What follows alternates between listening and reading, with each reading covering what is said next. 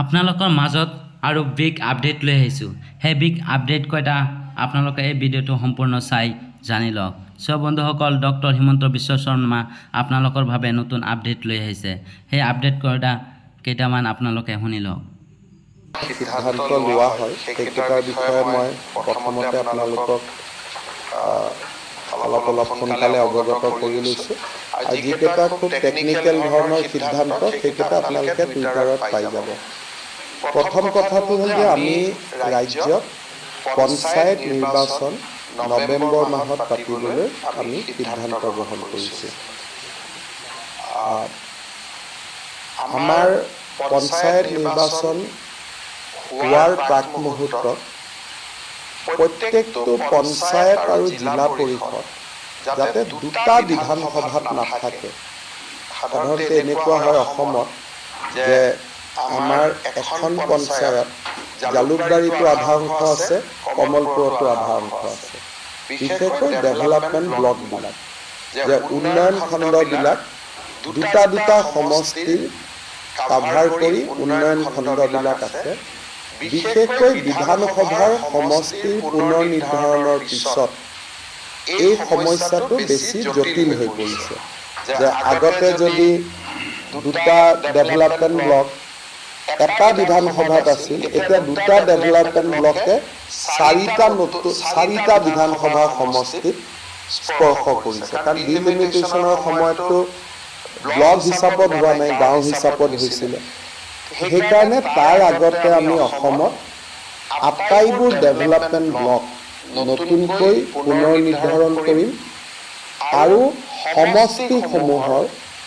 পঞ্চায়ত জিলা পৰিষদ আৰু আঞ্চলিক পঞ্চায়তসমূহৰ সীমাৰ পুনৰ নিৰ্ধাৰণ হ'ব আৰু এই পুনৰ নিৰ্ধাৰণৰ কাৰ্যসূচী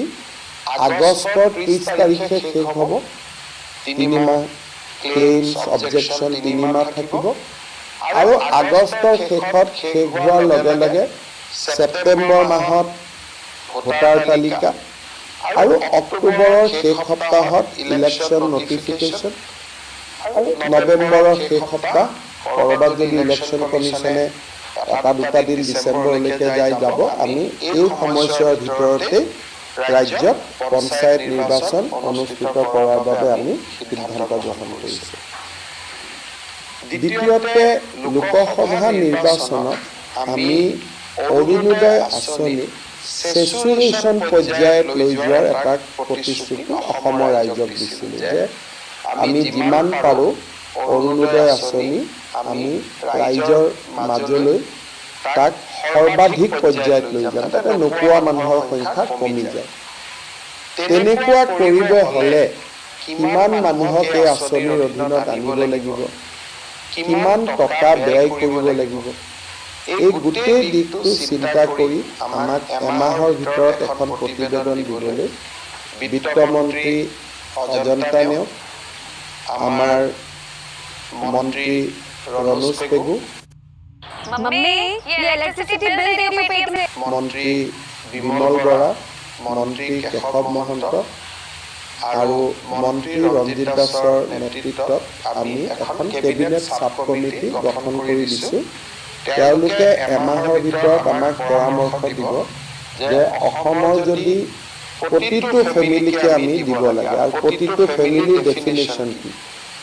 যে এজন বুঢ়া মানুহ আছিলে তেওঁৰ ল'ৰা ছোৱালী মিলি এটা ফেমিলি নে গোটেইকেইটা বিয়া হোৱা ল'ৰাক ধৰি এটা ফেমিলি দেউতাক মাকক লৈ এটা ফেমিলি নে গোটেইকেইটা বিয়া হোৱা গোটেইকেইজনী বোৱাৰী মিলি এটা ফেমিলি হ'ব বা গোটেইকেইজন বোৱাৰী বেলেগে বেলেগে এটা ফেমিলি হ'ব ফেমিলি ডেফিনেশ্যন আৰু আমি কিমান দূৰলৈকে আমাৰ ৰাজ্যৰ বিত্তীয় অৱস্থাই পাৰিব এটাতো সকলোৰে এটা লিমিটো থাকিব এটাতো এটা আঁচনিতে গোটেই টকা দিবও নোৱাৰে গতিকে এই গোটেই আঁচনিখনৰ ওপৰত আমি এমাহৰ ভিতৰত পৰামৰ্শ দিবৰ কাৰণে আমি আজি কেবিনেট উপ সমিতিখন গঠন কৰিছোঁ তৃতীয়তে আপোনালোকে জানে যে আমাৰ চৰাইদেউ বিশ্ব ঐতিহ্য ক্ষেত্ৰ কৰিবৰ বাবে ৰাজ্য চৰকাৰে যোৱা বছৰটোত আপ্ৰাণ প্ৰচেষ্টা চলাই আহিছিল। এতিয়া বিশ্ব ঐতিহ্য ক্ষেত্ৰৰ ৰিকমেণ্ডেৰী যিটো বডি আইকমছ, তেওঁলোকে এই ক্ষেত্ৰত এটা পজিটিভ ৰিপৰ্ট ইউনেস্কোলৈকে পঠোৱা বুলি আমি প্ৰাৰম্ভিকভাৱে এটা খবৰ পাইছোঁ। কিন্তু জুলাইত ভাৰতৰ অধ্যক্ষতাত ইউনেস্কোৰ বৈঠক বহিব দিল্লীত। এই সময়ছোৱাত ইউনেস্কোৰ প্ৰতিখন ৰাষ্ট্ৰই যাতে চৰাইদেউক বিশ্ব ঐতিহ্য ক্ষেত্ৰ হোৱাত সহায় কৰে, সেইকাৰণে ইউনেস্কোৰ প্ৰত্যেক সদস্য ৰাষ্ট্ৰৰ এম্বেচেডৰ যোন দিল্লীত আছে, সেই এম্বেচেডৰসকলক ৰাজ্য চৰকাৰৰ পৰা যোগাযোগ কৰাৰ বাবে সিদ্ধান্ত লোৱা হৈছে through ministry of external affairs. UNESCO এনেকুৱা এটা বডি, তাত সকলোৰে এটা এটা ভোট থাকে,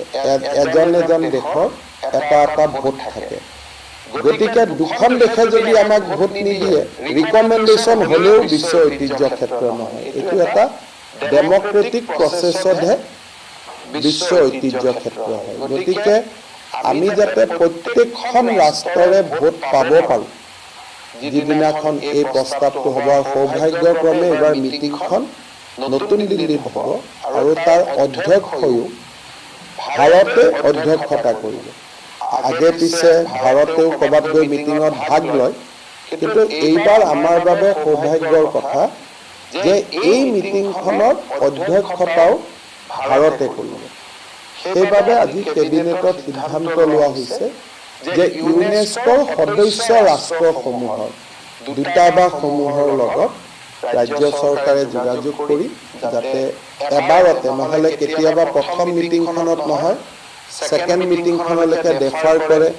ক্লাৰিফিকেশ্যন বিচাৰে বা থাৰ্ড মিটিংখনলৈকে যায়। এটা 2-3 বছৰৰ এটা প্ৰচেছ হয়। কিন্তু আমাৰ কথাটো হ'ল যে 2-3 বছৰলৈকে নগৈ যাতে প্ৰথম বছৰতে আমাৰ কামটো হ'ব পাৰে, তাৰ কাৰণে আমি এটা বিশেষ প্ৰচেষ্টা চলাবলৈ সিদ্ধান্ত গ্ৰহণ কৰিছোঁ। আমাৰ চৰকাৰে ইলেকশ্যনৰ সময়ত আমি নিযুত মইনা বুলি আঁচনি এখনৰ কথা উল্লেখ কৰিছিলোঁ। এই আঁচনিখনৰ অধীনত এইবাৰ যিসকলে হায়াৰ ছেকেণ্ডেৰী পৰীক্ষাত পাছ কৰি আৰু মেট্ৰিক পৰীক্ষাত পাছ কৰি কলেজত নামভৰ্তি কৰিলে, ছোৱালীসকলে 10,000 আৰু 12,500 টকা লাভ কৰিব। এই আঁচনিখনৰ কাঠামোটো আজি কেবিনেটে মঞ্জুৰি দিয়ে, যিহেতু আমাৰ এডমিশ্যনবিলাক হৈ গ'ল। আমি বিচাৰিছোঁ যে অন্ততঃ অহা 2 মাহৰ ভিতৰত যদি তেওঁলোকে পইচাটো পাই যায়, তেতিয়া ছোৱালীখিনিয়ে নিজৰ পঢ়াটো অব্যাহত ৰাখিব পাৰে। আৰু এটা আমাৰ মাজত পৰামৰ্শ আহিলে যে নহয়, একেলগে 10,000 টকা দিব নালাগে, মাহত 1,000 কৰি দিব লাগে। লাগিলে টকাটো 12,000 হওক, কিন্তু মাহত 1,000 কৰি দিলে ছোৱালীখিনিয়ে টকাটো শিক্ষাৰ কামত লগাব, কিন্তু একেলগে 10,000 পালে মোবাইলো কিনি ল'ব পাৰে। গতিকে এই বিষয়টো আমাৰ ৰনোজ পেগু আৰু চন্দ্ৰমোহন পাটোৱাৰীক লৈ আমি কেবিনেট কমিটি এখন কৰি দিছোঁ। অহা 7 দিনৰ ভিতৰত তেওঁলোকে শিক্ষাবিদসকলৰ লগত কথা পাতি আমাক এটা পৰামৰ্শ দিব যে মাহত 1,000 কৰি দি থাকিম নে একেলগে আমি 10,000। এই সিদ্ধান্তটো আমি বেছি সময় দিয়া নাই, 7 দিন দিছোঁ, কাৰণ 15 আগষ্টৰ দিনাখন এই আঁচনিখনৰ টকা 1,000 টকা কৰিয়ে হওক বা একেলগে 10,000 টকা কৰিয়ে হওক, যিটোৱে হওক, এই আঁচনিখন আমি অহা 15 আগষ্টৰ দিনাখন শুভাৰম্ভ কৰিব খুজিছোঁ। ছেপ্টেম্বৰ মাহত আজি কেবিনেটে আৰু এটা অনুমোদন দিয়ে যে আমাৰ মাইক্ৰ' ফাইনেন্সৰ লোন 25,000 টকা পৰ্যন্ত আমি NOC দিছিলোঁ। এইবাৰ আমাৰ প্ৰস্তাৱ আছিল যে 50,000 টকা লোৱা লোনসকলৰ টকাটো আমি বেংকক ঘূৰাই দি আমি NOC দিব লাগে। এই আঁচনিখনো আমি আগষ্ট মাহতে ৰূপায়ণ কৰাৰ বাবে সিদ্ধান্ত লৈছোঁ, যাতে আমি যিখিনি প্ৰতিশ্ৰুতি দিছিলোঁ সেই কামখিনি যাতে হ'ব পাৰে। আজি আমাৰ কেবিনেটত আৰু এটা বিশেষ সিদ্ধান্ত হ'ল যে প্ৰচাৰ ভাৰতীৰ লগত অসম চৰকাৰে এখন মেমৰেণ্ডাম অফ আণ্ডাৰষ্টেণ্ডিং কৰিছে, যাৰ জৰিয়তে 10 কোটি টকা ৰাজ্য চৰকাৰে খৰচ কৰিব আৰু প্ৰচাৰ ভাৰতীয়ে 10 কোটি টকা খৰচ কৰিব আৰু তেওঁলোকে অতিৰিক্ত যি টকাৰ প্ৰয়োজন হয় সেইটো প্ৰচাৰ ভাৰতীয়ে দিব। 52টা এপিছডত লাচিত বৰফুকনৰ এখন তথ্যচিত্ৰ তেওঁলোকে প্ৰস্তুত কৰিব আৰু 52টা এপিছড দূৰদৰ্শনত তেওঁলোকে প্ৰচাৰ কৰিব in all national and regional channels. তাৰো আজি আমাৰ MOU-খনত আমি এপ্ৰুভেল দিছোঁ। নিশ্চয় আপোনালোকে বিগ আপডেট কেইটা শুনি পালে। সব বন্ধুসকল এনেধৰণৰ গুৰুত্বপূৰ্ণ ভিডিঅ' সবাৰ আগতে নটিফিকেশ্যন পোৱাৰ কাৰণে মোৰ চেনেলটো ছাবস্ক্ৰাইব কৰি লওক। Thank U.